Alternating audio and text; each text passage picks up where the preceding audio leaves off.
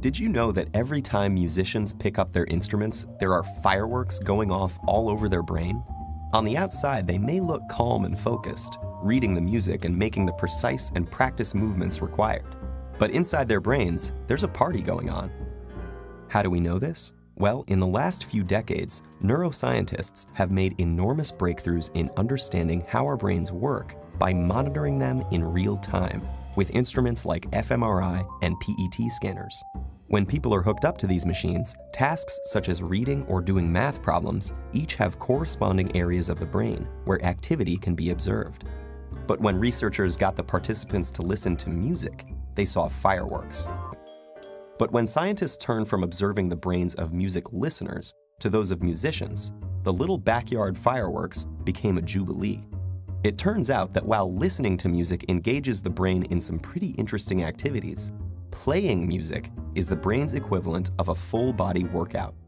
The neuroscientists saw multiple areas of the brain light up, simultaneously processing different information in intricate, interrelated, and astonishingly fast sequences.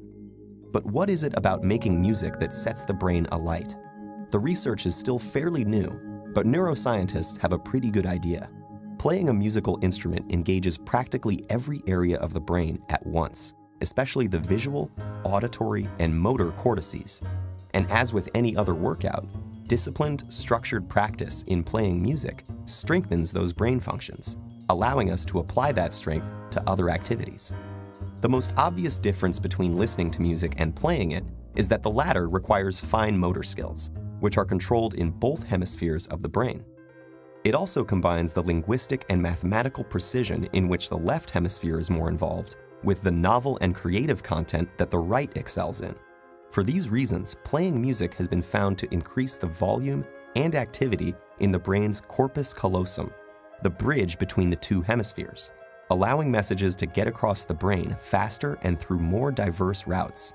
This may allow musicians to solve problems more effectively and creatively in both academic and social settings.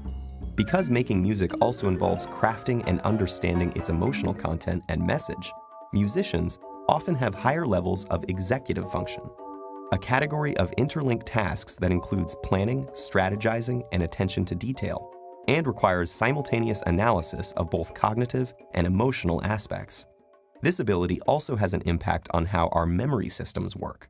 And indeed, musicians exhibit enhanced memory functions, creating, storing, and retrieving memories more quickly and efficiently. Studies have found that musicians appear to use their highly connected brains to give each memory multiple tags, such as a conceptual tag, an emotional tag, an audio tag, and a contextual tag, like a good internet search engine. So how do we know that all these benefits are unique to music as opposed to, say, sports or painting? Or could it be that people who go into music were already smarter to begin with? Neuroscientists have explored these issues, but so far they have found that the artistic and aesthetic aspects of learning to play a musical instrument are different from any other activity studied, including other arts.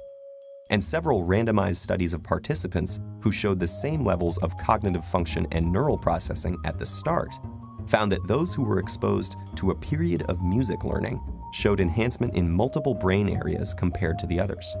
This recent research about the mental benefits of playing music has advanced our understanding of mental function, revealing the inner rhythms and complex interplay that make up the amazing orchestra of our brain.